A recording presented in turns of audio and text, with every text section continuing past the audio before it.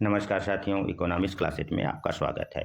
आज हम लोग पश्चिमी विचारक अरस्तू द्वारा बताए गए राज्य के संदर्भ में जो विचार हैं उनको जानेंगे। इस टॉपिक को शुरू करें इससे पहले ऐसे छात्र जो इस चैनल से आज ही जुड़े हैं तथा टीजीटी, पीजीटी व असिस्टेंट प्रोफेसर परीक्षाओं की तैयारी कर रहे हैं, उन्हें हम बता देना उचित समझते हैं कि प्लेटो से संबंधित एक कंप्लीट वीडियो हमने पहले ही बना रखा है, उसे जाकर देख लें ताकि आपको प्लेटो से यदि कोई सवाल इन परीक्षाओं में पूछा जाता है तो गलत ना हो पाए। चलिए, और तथा आपकी तैयारी अच्छी व बेहतर हो सके, तो अब हम लोग स्टार्ट करेंगे आज के टॉपिक पर कि आज का हमारा टॉपिक है राज्य की उत्पत्ति व विकास के संदर्भ में अरस्तू का क्या दृष्टिकोण है। तो सबसे पहले हम राज्य की उत्पत्ति को जानेंगे कि राज्य की उत्पत्ति के संदर्भ में अरस्तू क्या विचार रखता है। तो राज्य की उत्पत्ति के विषय में अरस्तू कहता है कि राज्य का निर्माण ना तो मनुष्यों द्वारा हुआ है और ना ही यह किसी दैवीय कृति या ईश्वर की संस्था है। वह इस संदर्भ में अपने गुरु प्लेटो की भांति राज्य को एक स्वाभाविक एवं प्राकृतिक संस्था कहता है। क्या कहता है कि राज्य ना तो मनुष्यों द्वारा एक निर्मित संस्था है और ना ही वह किसी दैवी कृति या ईश्वरीय कृति है, बल्कि राज्य एक स्वाभाविक एवं प्राकृतिक संस्था है। आपसे यहाँ से एक प्रश्न टीजीटी, पीजीटी की परीक्षाओं में बन सकता है कि अरस्तू राज्य को किस प्रकार की संस्था मानता है, और विकल्प में दे दिया जाए प्राकृतिक संस्था, मानवीय संस्था, दैवीय संस्था या सामाजिक अनुबंध, तो आप समझ गए होंगे कि अरस्तू राज्य को एक स्वाभाविक एवं प्राकृतिक संस्था मानता है। चलिए, अब हम आगे ये विचार करेंगे कि राज्य का विकास कैसे हुआ है। तो इस संदर्भ में वह कहता है कि मनुष्य एक राजनीतिक प्राणी है। मनुष्य को वो कैसा प्राणी बतलाता है?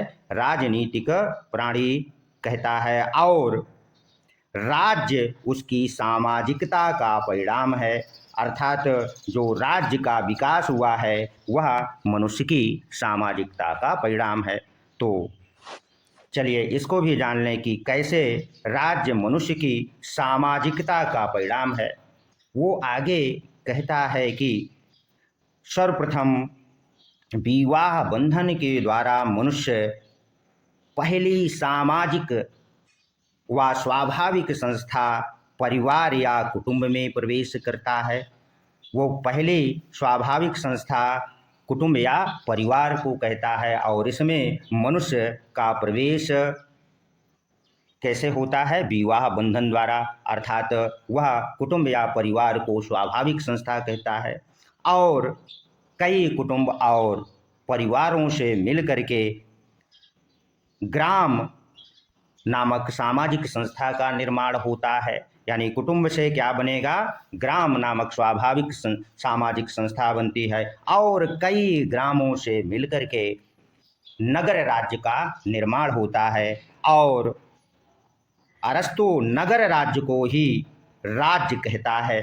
यहाँ से भी आपसे प्रश्न बन सकता है कि राज्य के संदर्भ में अरस्तू का क्या अभिप्राय है, साम्राज्य से, राज्य से, नगर राज्य से। तो आप समझ गए होंगे कि अरस्तू का राज्य से के संबंध में उसका अभिप्राय नगर राज्य से है। अर्थात वह नगर राज्य को ही राज्य कहता है।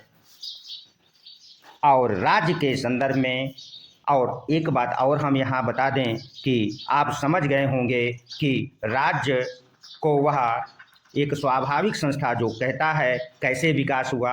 तो राज्य का विकास स्वाभाविक रूप से कैसे होता है, उसका क्रम सबसे पहले परिवार नामक स्वाभाविक संस्था का हुआ, फिर उसके बाद ग्राम बनते हैं और कई ग्रामों से नगर राज्य, इस तरह राज्य का विकास इस क्रम से आगे बढ़ता है और यही अरस्तु का राज्य का विकास है।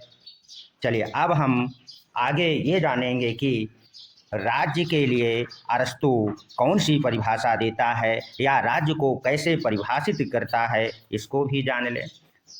अरस्तु राज्य को परिभाषित करते हुए कहता है कि राज्य कुलों एवं ग्रामों का एक ऐसा समुदाय है जिसका उद्देश्य पूर्ण एवं आत्मनिर्भर जीवन की प्राप्ति है। यह परिभाषा भी आपसे परीक्षाओं में बहुत बार पूछी गई है। यदि आप लोग नोट्स बना रहे हैं तो हम इसे एक बार फिर से दोहरा देते हैं कि अरस्तु राज्य को परिभाषित करते हुए कहता है कि राज्य कुलों और ग्रामों का एक ऐसा समुदाय है जिसका उद्देश्य पूर्ण एवं आत्मनिर्भर जीवन की प्राप्ति है।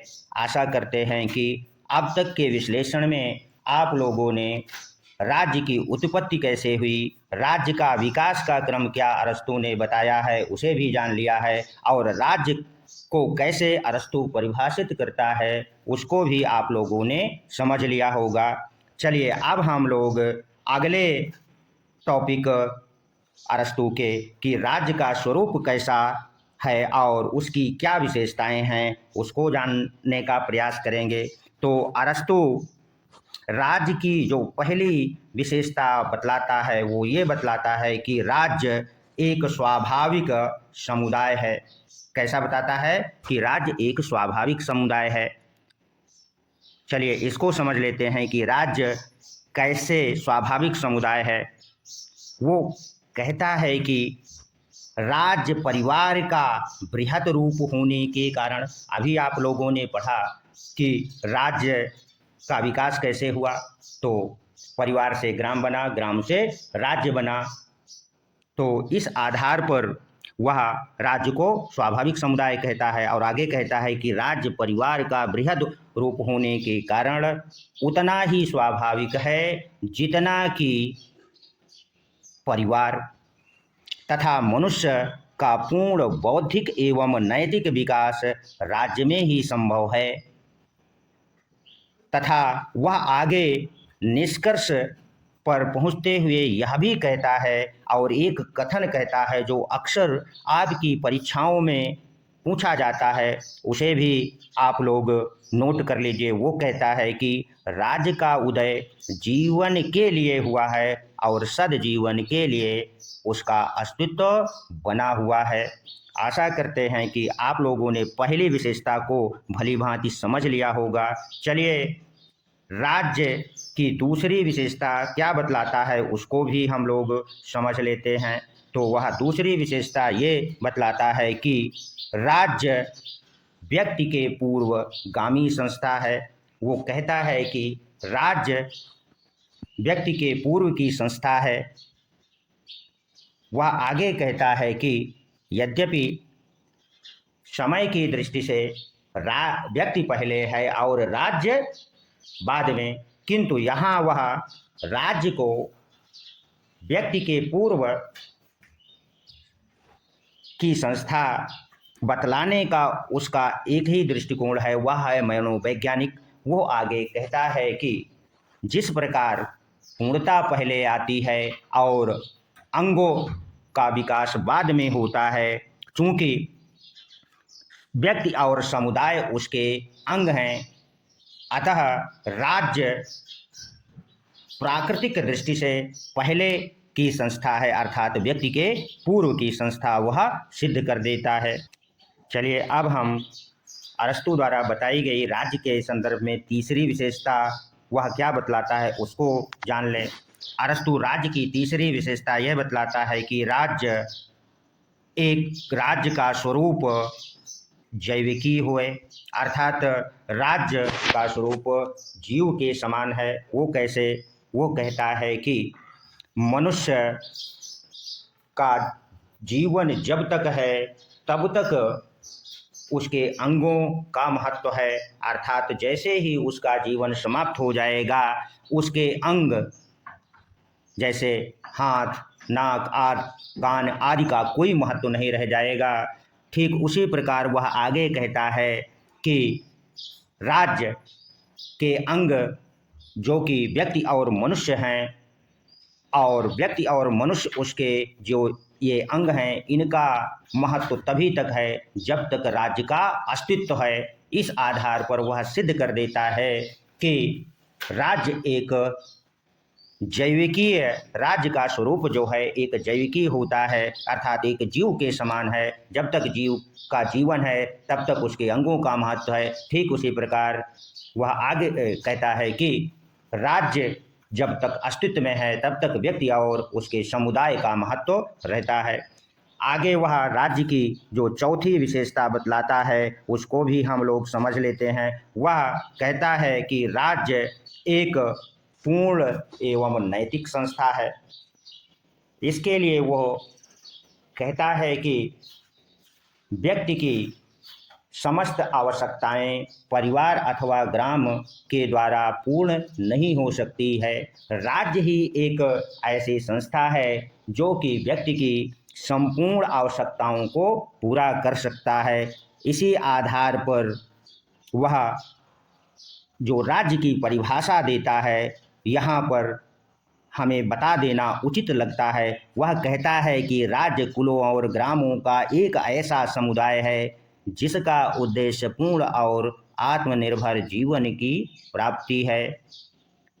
आशा करते हैं कि आज आप लोगों ने अरस्तु के राज्य पर क्या विचार हैं, राज्य की उत्पत्ति, विकास और राज्य की क्या क्या विशेषताएं हैं उनको भली भांति समझ लिया होगा। अगले वीडियो में हम अरस्तु के नागरिकता के संबंध में क्या विचार हैं उस पर चर्चा करेंगे। धन्यवाद। यदि आपको वीडियो अच्छा लगा हो तो सब्सक्राइब कर दें, लाइक कर दें ताकि आने वाले वीडियो आपको मिलते रहें। धन्यवाद।